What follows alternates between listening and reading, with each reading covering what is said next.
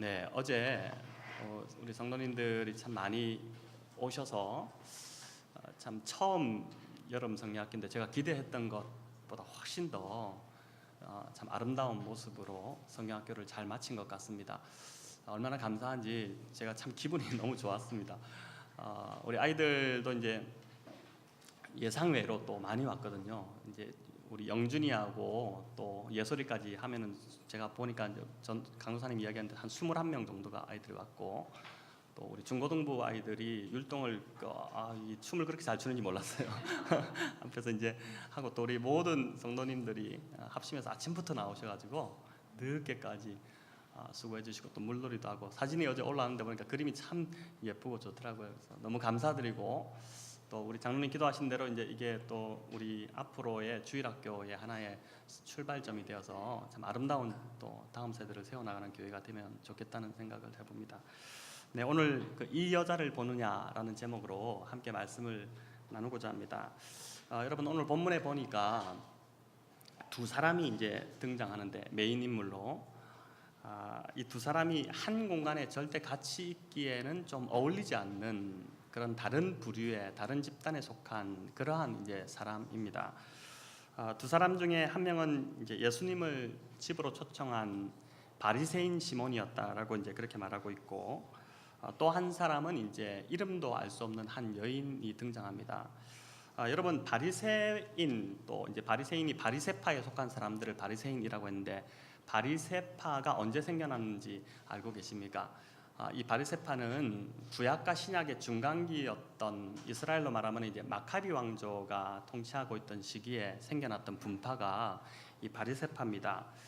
바리새인, 바리새, 페르시라는 이 단어 자체가 의미하듯이 이제 이 단어의 뜻이 분리라는 뜻이거든요.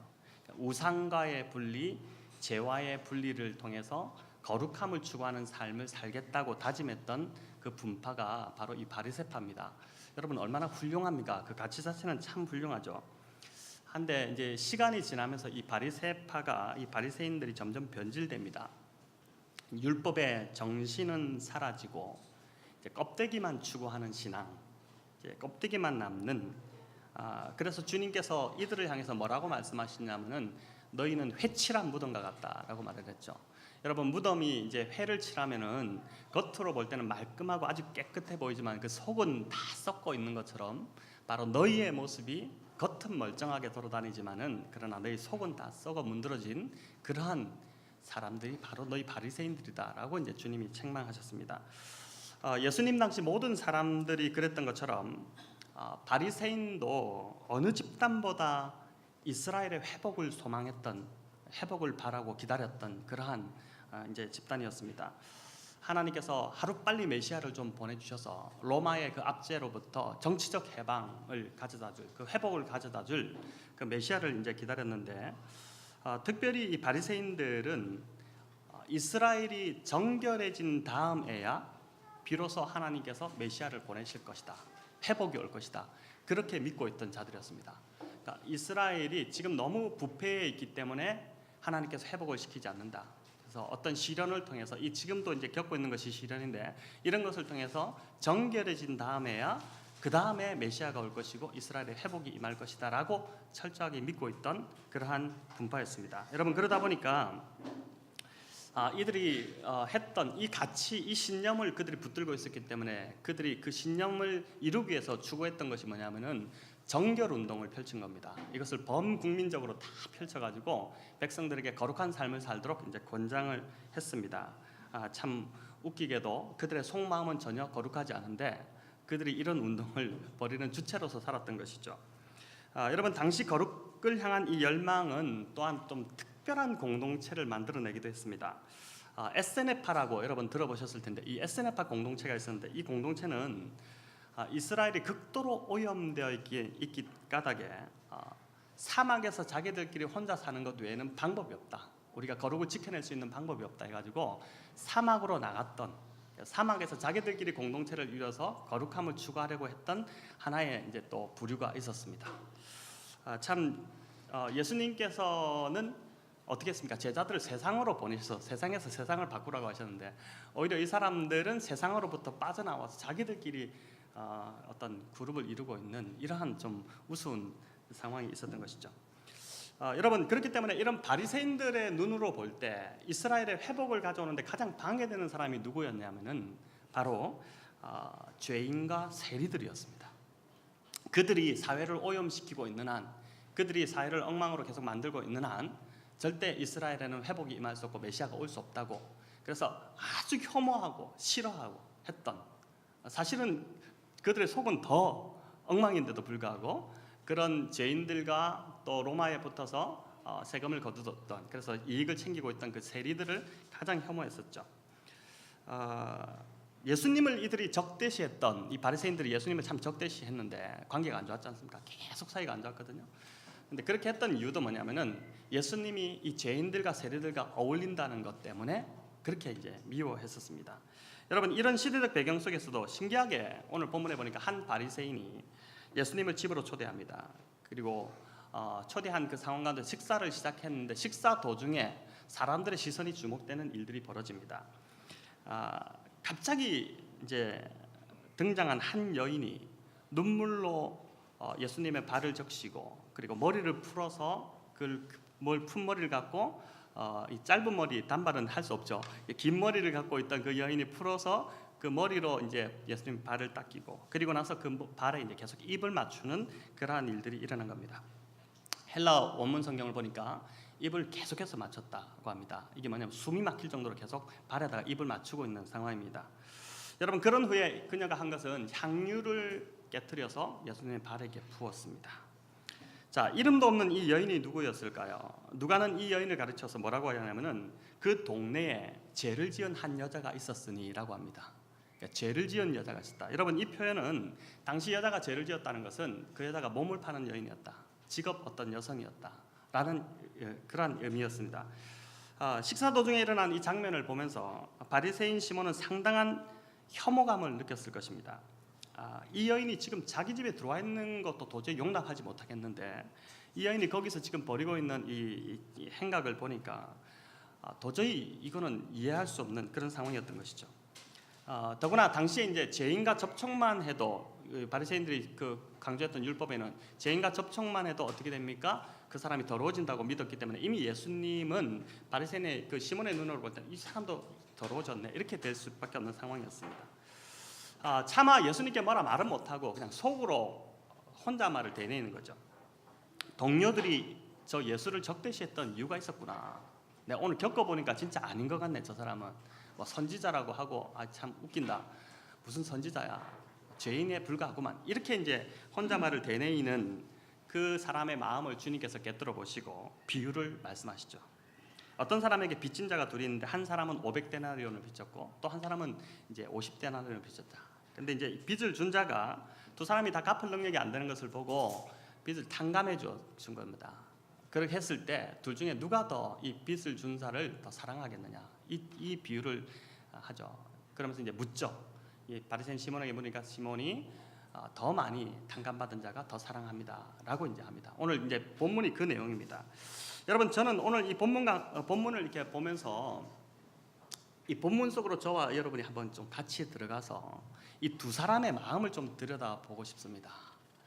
이 바리새인 시몬의 마음과 이 이름도 없는 한 여인의 이 마음을 좀 우리가 들여다보기를 원합니다. 동네 사람들에게 죄인으로 낙인 찍힌 이 여인의 마음을 먼저 좀 들여다보고 싶은데, 여러분, 도대체 이 여인은 어떤 마음을 가졌기 때문에 이런 담대한 행동을 벌일 수 있었을까? 쉽지 않았겠죠. 우리 여기 계신 여자 집사님들 이렇게 하라면 하겠습니까? 잘 못할 상황이지 않습니까? 그죠? 굉장히 좀 쉽지 않은 분위기입니다. 여인의 행동을 이렇게 가만히 보면요, 여인의 목표는 오직 한 가지입니다.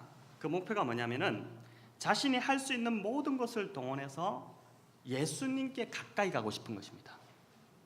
예수님께 가까이 가고 싶은 것이죠. 여러분, 그녀가 원한 것은 오직 한 가지, 그거 전부였습니다. 예수님께 가까이 가고 싶은 것. 자, 이 여인은 바리새인 시몬의 집에는 절대 어울리지 않는 사람이었습니다. 그녀가 바리새인의 집에서 얻을 수 있는 것이라고는 비웃음과 조롱과 또 뭡니까? 따가운 시선뿐이었죠. 그럼에도 불구하고 그녀가 이렇게 시몬의 집에 왜 들어갔을까? 오늘 누가복음에 보니까 이 본문에 보니까 37절에 여인이 예수님이 그곳에 계심을 알았기 때문이라고 합니다. 우리 37절 같이 한번 읽어볼까요? 그 동네에 죄를 지은 한 여자가 있어 예수께서 바리새인의 집에 앉아 계심을 알고 알았습니다. 알고 들어간 겁니다.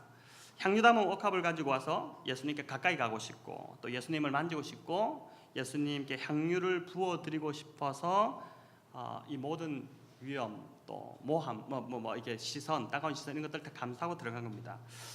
대학 다닐 때 제가 한 선교단체에서 이제 훈련을 받았는데 신앙의 체계적인 훈련을 이제 참 기초부터 이렇게 고급 과정까지 다 받으면서 제가 이제 생각했던 것은 저는 참 나름 괜찮은 신앙인이다 이렇게 생각을 했어요. 대학생이 이 정도 젊은 청년이 이 정도 훈련받고 참 훌륭하다 스스로 이제 평가를 그렇게 내린 거죠. 근데 그때 제가 바로 한 학년 밑에 저보다 한 해 밑에 후배를 이제 양육을 했습니다. 양육을 하면서 그 후배가 있었는데 이 후배가 이제 외적으로 볼 때는 좀 많이 이렇게 빈해 보이는 보기에도 조금 없어 보이고 이런 이제 후배였습니다. 근데 이 후배가 예배 드릴 때 찬양만 하면 좀 참 유별난 반응을 보였어요. 찬양이 뜨거워지기 시작하면 아까도 우리가 찬양을 했지만은 자기도 모르게 일어서서 이제 눈을 감고만 이렇게 박수를 막 치는 겁니다. 다 앉아서 박수 치고 있는데 혼자 일어서 가지고 막 박수를 막 이렇게 치니까 제가 옆에 이제 제가 순장이다 보니까 옆에 이렇게 데리고 앉아 있는데 좀 이제 이게 어떻게 해야 되지? 근데 이제 그때 제 반응이 어땠냐면은 이게 바지 가랑이 이렇게 좀 앉아라. 은혜도 중요한데 다른 사람 좀 입장을 생각해야지. 왜 그렇게 요란하게 찬양을 하냐 하면서 이제 잡아 당겼죠. 이 후배가 지금 이제 어디 갔냐면은 공산권의 한 나라에 가서 선교사로 살고 있습니다. 참 지금도 주님을 뜨겁게 사랑하는 그 마음을 품고 여전히 이제 그곳에서 영혼을 섬기는 삶을 살고 있는데 제가 이 본문을 묵상하면서 그때가 이제 생각이 났습니다. 오늘 본문을 보니까 예수님은 저와 다르게 이 여인에게 어떤 제지도 하지 않으십니다. 이렇게 말씀하실 수도 있었을 것입니다. 얘야, 네 마음은 충분히 고맙지만 네 행동이 좀 부적절해 보인다. 나도 좀 창피하고 좀 그만해라. 이제는 괜찮다. 받은 거로 할게. 이렇게 말씀했을 수 있지 않았겠습니까? 근데 예수님은 바리새인 시몬이 이상하게 여길 정도로 아무런 조치도 취하지 않으십니다. 그러니까 시몬이 딱 볼 때는 이건 모종의 관계가 있는 모양이다. 이 여자와 이 예수라는 청년이 뭔가 썸씽이 있는 모양인데 이렇게 생각했을 것입니다. 딱 시몬의 수준에서 생각할 수 있는 수준인 것이죠. 여러분, 예수님이 아무런 조치도 취하지 않으신 것은 엄청난 무언의 웅변이었습니다. 이 여인의 행동이 전혀 문제가 없다는 것입니다. 오히려 바리새인 시몬이 문제가 있음을 하나하나 짚어가기 시작합니다. 여기 44절부터 보시면 주님이 이 여인과 바리새인 시몬의 행동을 비교하시죠. 시몬은 예수님을 초대해놓고 예수님이 들어오실 때 발 씻을 물도 주지 않았고 그랬지만은 이 여인은 어떻습니까? 눈물로 발을 적시고 곱게 따은 머리를 풀어서 수건을 대신해서 닦아줍니다. 또 팔레스타인 지방에서 당시 먼지가 많기 때문에 오늘 우리는 땅을 밟기 쉽지 않지만 이 땅에 먼지가 참 많았지 않습니까? 손님이 집에 들어오면 이제 또 이렇게 씻겨주기도 하지만 또 입맞춤으로 환영을 했습니다. 근데 바리새인 이 시몬이 입맞추다는 말이 없습니다. 근데 이 여인은 입맞춤이 아니라 예수님의 발에 그 더러운 발에 계속해서 입을 맞추셨습니다. 여러분, 이것은 애정 행각이 아니라 당시의 문화예요. 환대 문화입니다. 손님을 맞이하는 환대한다는 그러한 환영의 인사입니다. 시몬은 손님의 머리에 붙는 감람류도 내오지 않았는데 이 여인은 참 값비싼 고귀한 이 향수를 갖고 와서 예수님의 머리에 이렇게 그 발에 부어드렸습니다. 자, 그렇기 때문에 이 여인의 행동은 절대 애정 행각이 아니죠. 그것은 집주인이 초대받은 손님에게 베푸는 최고의 환대였습니다. 여인은 집주인인 시몬이 하지 않았던 그 환대를 대신해서 지금 예수님께 이게 환대를 해드리고 있는 것입니다. 여러분, 그렇기 때문에 이 집의 진짜 호스트가 누구입니까? 이 시몬일까요? 이 여인일까요? 여인입니다. 여인이 진짜 이 주인을 그 예수님을 맞이하는 그 집의 주인이 되는 것이죠. 여러분, 신앙도 마찬가지라는 생각이 듭니다. 교회에서 어떤 직분을 갖고 있고 그렇게 해서 그 사람이 더 귀한 사람이 아니라 정말 주님께 가까이 가 있는 사람이죠. 주일날 오면은 기쁘고 주님 예배하는 것 자체가 너무나도 설레임이 되고 흥분되고 그것에 기쁨이 있고, 여러분 그 사람이 진짜 주님과 가까이 있는 사람이죠. 주님과 관계하는 사람이죠. 목사라고 주님께 더 가까이 가는 것이 아니라 정말 그 사람이 주님께 얼마나 가까이 가 있느냐가 그것을 나타낸다고 할 수 있습니다. 자, 한 가지 흥미로운 발견은요, 이 본문을 보니까 이 여인이, 여기 본문을 보시면 한마디도 하지 않습니다. 여인의 대사가 한마디도 나오지 않아요. 근데 바리새인 시몬은 말을 진짜 참 많이 하고 있습니다. 여러분 이게 뭘 보여주냐면은 이 말을 한마디도 하지 않는데 그녀의 행동은 어떤 목소리보다도 더 큰 영향력을 지금 끼치고 있습니다. 마치 그녀가 부은 이 향유가 그 집안 곳곳에 다 퍼져나가듯이 그녀의 말없는 이 행동 하나하나가 사람들의 마음에 그 시선을 다 빼앗으면서 사람들의 마음에 다 이렇게 마음을 이렇게 흔들어 놓으면서 마음의 영향력으로 이렇게 흘러가는 것이죠. 자, 여러분 오늘 이 여인의 행동은 오늘날의 교회가 또 그리스도인들이 닮아야 할 모습입니다. 복음 증거에 있어서 어느 시대보다 오늘 우리는 소리를 좀 덜 내야 되고 오히려 우리의 진심이 담긴 헌신과 섬김을 보여줄 때가 오늘날인 것 같습니다. 하도 기독교가 세상에서 욕을 얻어먹고 있기 때문에 또 저 봐라 말 많은 사람들 다 기독교인이다 이런 말을 하도 듣잖아요. 그런 말이 아니라 우리가 말을 하지 않지만 오늘 이 여인에서 보는 것은 말은 하지 않는데 그 여인의 삶이 너무나도 바뀌어가는 것을, 사람들을 감동을 주고 있는 것을 보지 않습니까? 자, 그렇다면 무엇이 여인으로 하여금 주님께 이런 담대한 행동을 하도록 만들었을까를 우리가 볼 수 있는데 47절에 보니까 주님이 뭐라고 말씀하시냐면은 그녀의 많은 죄가 사함받았기 때문이다 라고 하죠. 자신의 죄를 용서받은 이 여인은 도저히 가만히 있을 수 없었습니다. 여러분 이게 우리가 처음 주님을 만났을 때 주님께 죄사함 받았을 때 보였던 반응이지 않습니까? 주님을 섬기고자 하는 마음이 너무 커서 그 자신의 모든 것을 다 드리고 싶었던 거예요. 그녀가 드렸던 그 향유가요 어마어마한 그 가치의 향유입니다. 그게 전혀 아깝지 않았어요. 그냥 다. 그래서 오늘날도 우리가 주님을 만난 자들 중에 요즘 선교사로 살고 있는 많은 분들, 또 목사로 헌신하신 사역자들 중에 뭐 평신도도 마찬가지겠지만 자기의 삶을 다 드리고 싶기 때문에, 드려도 아깝지 않기 때문에 그렇게 헌신한 것이지 않습니까? 주님 저 삶을 통째로 드리고 싶어요. 주님을 위해서 그렇게 하는 것이죠. 여러분 그 뉴욕 브루클린에 이제 가면 브루클린 터버너클 처치라고 이제 브루클린 성막교회가 있습니다. 우리 이장로님 다녀오셨더라고요 지난번에. 근데 이 교회의 목사님 성함이 참 독특한데 짐 심발라, 좀 약간 욕같이 들리기도 하고 이름이 그렇죠? 짐 심발라 목사님인데 이 교회를 처음 시작할 무렵이 1972년에 이제 브루클린에서 시작했습니다. 그 당시 브루클린은 뉴욕의 빈민가였습니다. 브루클린 브리지를 건너서 이제 이쪽에 있는데 굉장히 위험한 동네였죠. 미국에서도 가장 우범 지역 중에 하나가 이제 브루클린이었습니다. 근데 거기서 이제 지역을 품고 이 목사님이 목회를 시작하셨습니다.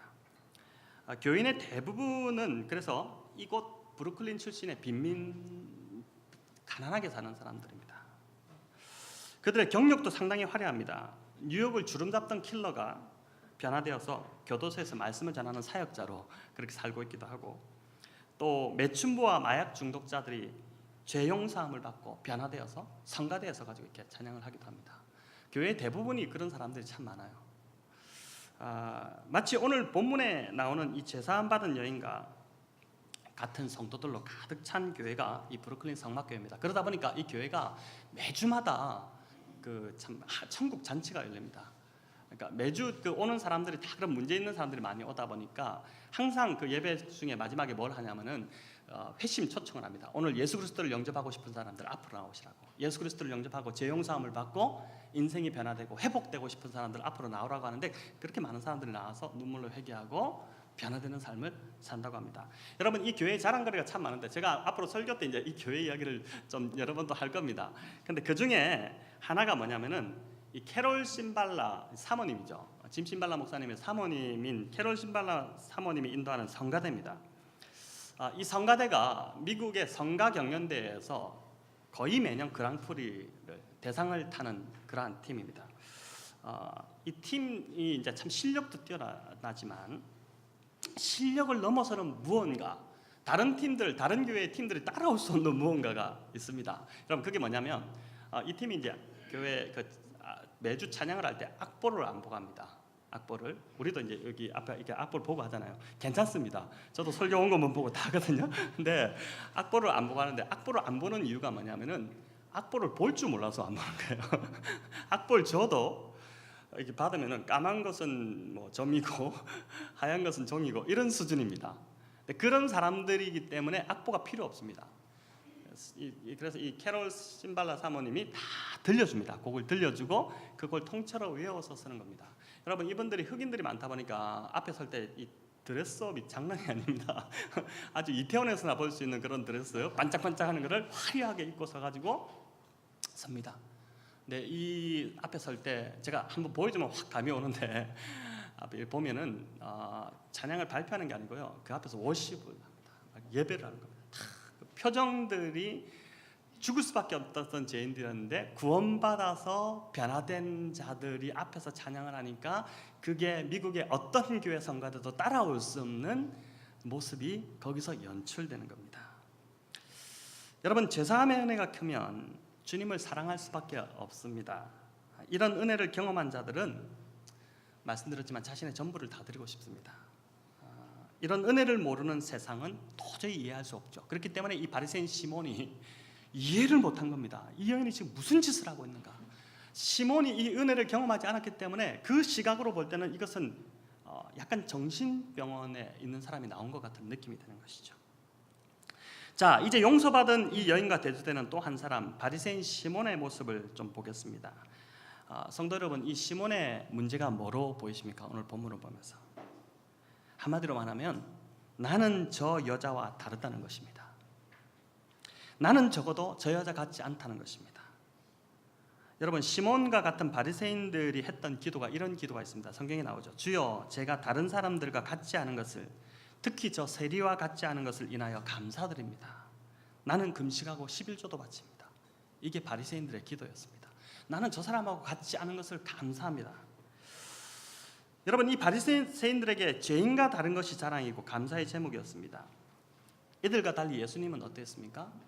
이 죄인들과 같아지기를 원하셨습니다.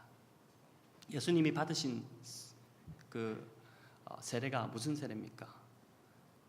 죄인들이 받던 세계, 회개함의 세례잖아요. 그분은 죄가 없기 때문에 그 받으실 필요가 없어요. 근데 그 같아지기를 원하셨기 때문에 자청하셔서 세례 요한한테 그 세례를 받으셨죠. 예수님이 이 땅에 계실 때 먹기를 탐하는 자들이라는 별명이 있었습니다. 얼마나 잘 드셨으면 이제 그랬을까? 잘 먹는 게 주님을 닮아가는 게 맞습니다. 근데 주로 누구를 찾아가시냐면은 죄인들과 세리들을 찾아가서 먹고 마셨습니다. 그 당시 문화로 함께 자리에 앉아서 먹고 마신다는 것은 그 사람과 같은 처지 입장이 된다는 의미입니다.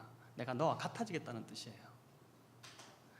그렇기 때문에 주님이 그들과 같아지신 것이죠. 바리새인들은 분리를 통해서 자꾸 거룩해지려고 했지만은 어떻습니까? 주님은 그들과 같아지심으로 그들을 거룩하게 오히려 바꾸어 나가셨습니다. 이게 주님의 방법이셨죠.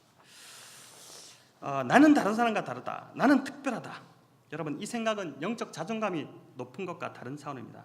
이것은 한마디로 교만입니다. 나는 다른 사람들보다 영적으로 더 우월하지. 난 조금 다르지. 난 좀 더 높은 위치에지. 이렇게 생각하는 사람들, 나는 어떻게 내가 저 사람과 섞일 수 있느냐? 아니 나는 다르지. 여러분 이게 굉장히 위험한 생각입니다. 자, 여러분은 어떻습니까? 내 안에 이런 생각이 혹시 있지 않습니까? 나는 다른 사람들과 다르다고 생각하지 않으십니까? 이런 시몬 증후군이라고 할 수 있는데 특징이 있습니다. 그게 뭐냐면은 주님을 삶으로 초대하되 정작 주인으로 모시지 않습니다. 자, 오늘 잘 보십시오. 당시 이런 파티의 자리에 바리새인 시몬이 열었던 그 파티, 이런 파티들이 자주 있었는데 이런 파티 자리에 반드시 이제 초청되는 사람이 누구냐면 괴짜 설교자하고 또 뭐 기적을 행하는 사람들이 필수 손님으로 자리를 잡았습니다. 이들이 왔던 이유는 그 파티의 재미있는 언변을 좀 들려줌을 통해서 또 약간 기적을 일으킴을 통해서 파티의 흥을 돋우기 위한 그러한 역할이었습니다. 바리새인 시몬이 지금 예수님을 그런 역할로만 보고 집으로 초대했다는 것입니다. 만약 그가 예수님을 주인으로 정말 모셨다면 그렇게 반응하지 않았을 것입니다. 당연히 어땠습니까? 들어올 때부터 물을 이제 떠서 발을 씻겨주고, 그리고 또 향유도 부어주고, 다 그런 걸 다 했을 것입니다. 근데 하나도 하지 않았어요. 그냥 예수님을 재밌는 이야기나 좋은 교훈 듣는 정도 손님으로 취급한 겁니다.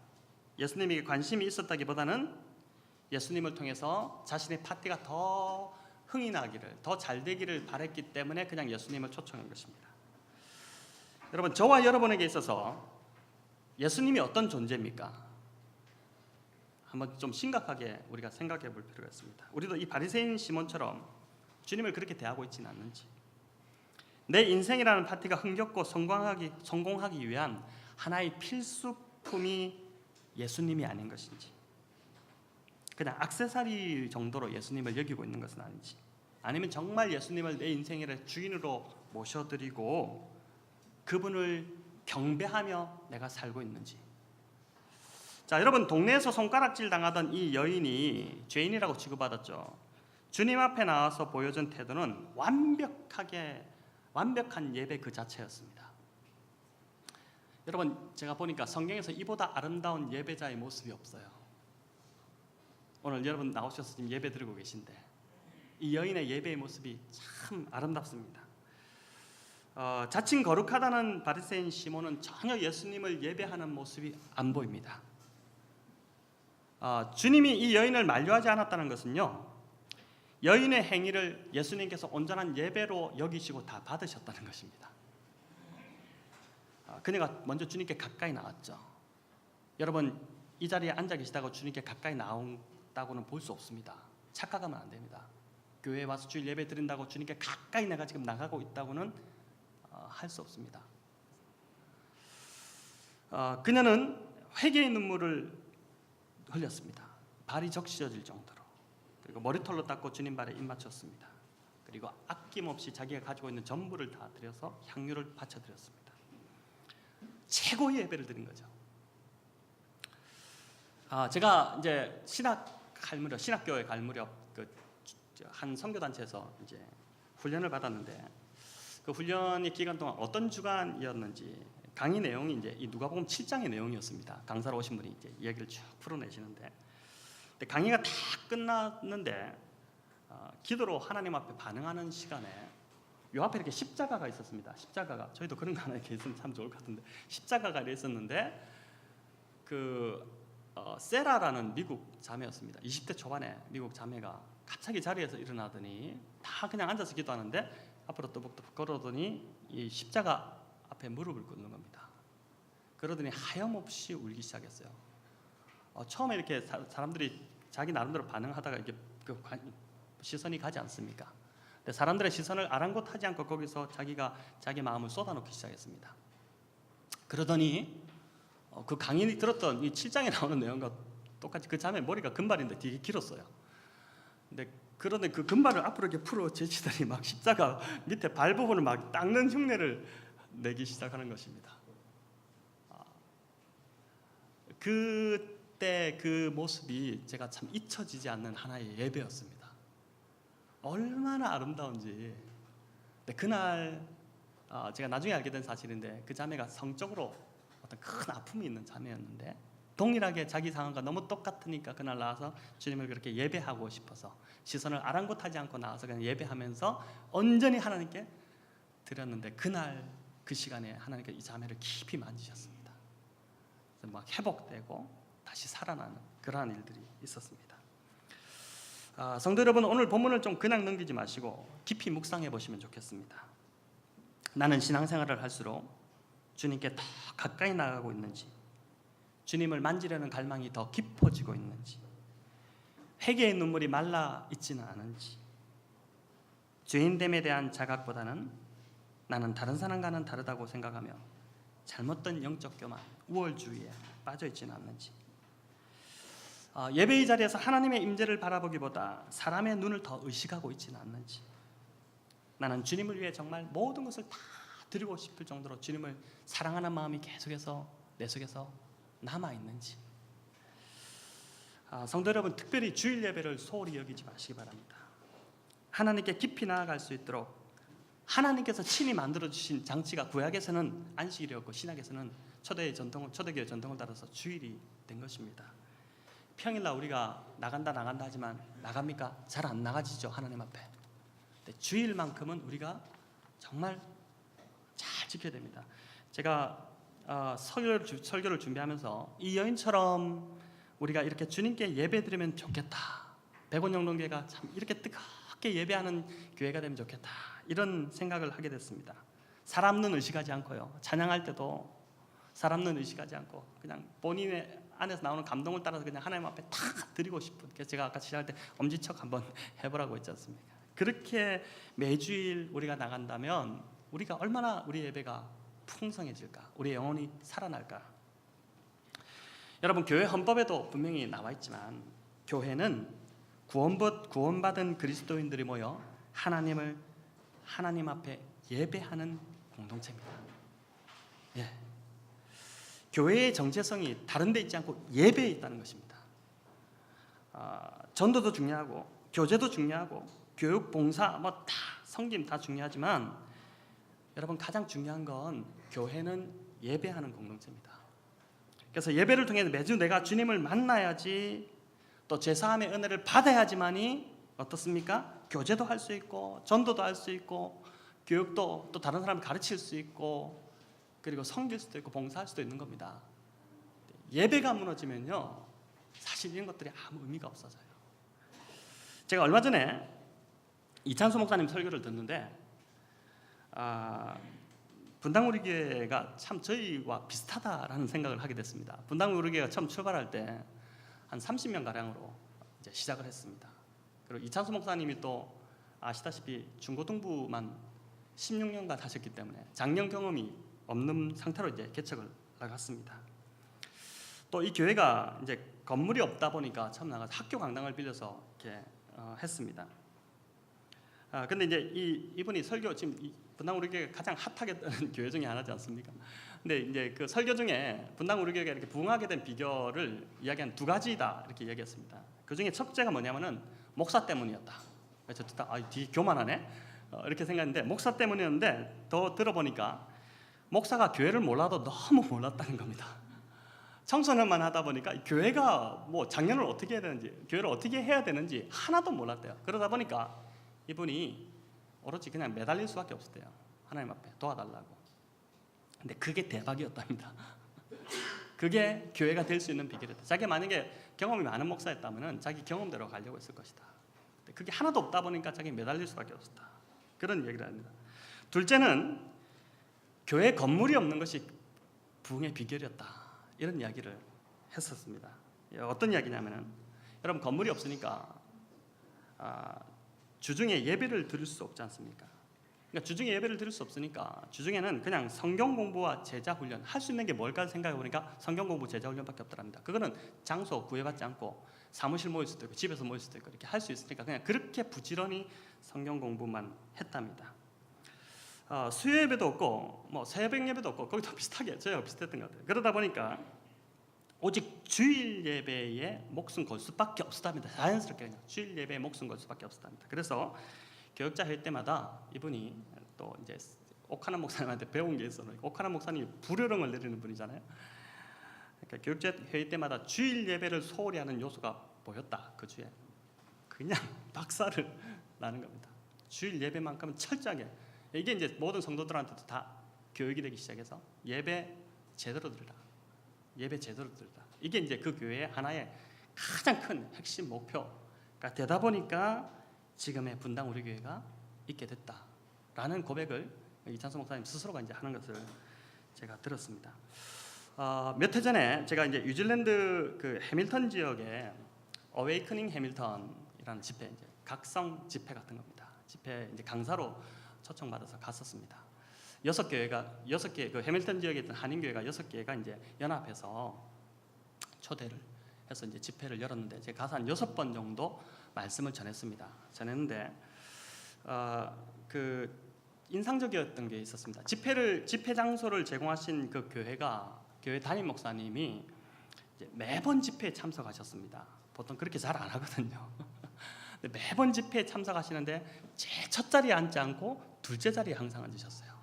약간 이제 제가 부담될 거를 아마 배려하셨던 것 같아요. 둘째 자리에 앉아. 이분이 알고 보니까 그 해밀턴 주사랑교회라고 고신교회였습니다. 그러니까 이제 저보다도 한창 한 10년은 선배가 되시는 분이시죠. 신대원에. 떠나오는 날 제가 이제 인사를 드리려고 목사님에게 방문을 드렸습니다. 신학교 선배이기도 하고 또 장소를 제공해 주신 것에 참 감사한 마음도 있지만 그보다 더 좀 감사한 게 찬양을 하는데 또 말씀을 듣는데 그 모인 분들 중에 가장 태도가 좋은 분이 그 목사님이셨습니다.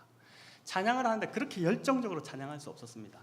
손을 들고 찬양하시고 박수도 크게 치시고 찬양도 소리도 엄청 크게. 우리 제가 아까 찬양 시간에 우리 누가 이렇게 찬양을 크게 하나 뒤돌아보니까 우리 지상노님이 뒤에서 이제 찬양을 크게 하고 계시던데 찬양도 그렇고 너무 이렇게 여러분 예배할 때 예배 잘하는 사람도 눈에 띄지 않습니까? 그렇게 또 말씀 듣고 기도하는데 그렇게 뜨겁게 반응하고 눈물 흘리고 반응하시는 분이 그 목사님이셨습니다. 참 이제 좀 아이러니하다. 보통 그렇지 않은 목사님들 많은데 그래서 이제 제가 그분을 이렇게 인사드리면서 궁금해서 물어봤습니다. 제가 그랬죠. 목사님 예배 드리시는 모습에 참 많이 제가 오히려 은혜 받았습니다. 그랬더니 그 목사님이 당신이 그렇게 열심히 예배하고 찬양하는 이유가 있습니다. 이러면서 이제 자기의 스토리를 이렇게 들려주셨어요. 저는 그런 스토리가 있는지 몰랐습니다. 근데 뭐냐면은 척박한 땅 뉴질랜드에 와서 예배 드리는데 목회가 너무 힘들더랍니다. 여러분 미주 총회보다 미국에 있는 한인교회들보다 대양주 총회, 특별히 호주, 뉴질랜드인데 호주보다 뉴질랜드가 한인교회가 정말 힘들답니다. 거기서 목회를 시작하셨는데 사람들이 보니까 찬양도 잘 못하고요, 찬양도 안 부르고 예배도 잘 못 드리고 예배가 뭔지도 모르고 이러더랍니다. 너무 답답하죠. 그래서 하나님께 기도하는데 그때 하나님께서 이런 마음을 주시더래요. 이제 다 예배 드리지 못해도 너는 내게 예배하면 좋겠다. 내가 너의 예배를 받고 싶다. 주님이 그 말씀을 하시더래요. 그 말씀을 듣고 난 이후부터 이분이 자기의 예배의 태도가 달라진 겁니다.